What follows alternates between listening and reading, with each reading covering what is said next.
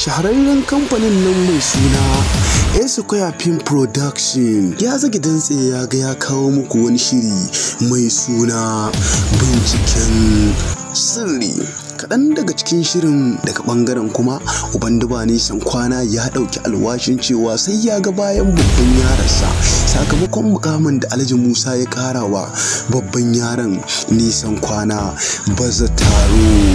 duka a cikin shirin binciken sirri. Daga ofishin jami'an tsaro kuma cakwakiya na ƙara ɗaukan ɗumi tsakanin Inspector Wale da babban yaransa Abdul Musa, inda Abdul Musa ya ɗauki alwashin cewa sai ya ga bayan mai gidansa kuma sai ya ɗare wannan kujerar tasa da yake takama da ita, duk a cikin shirin binciken sirri. Wanda ya tsara labarin Mustapha Bishir MB Dutsen ma, wanda ya bada umarnin shirin Usman USD, duk a cikin shirin binciken sirri.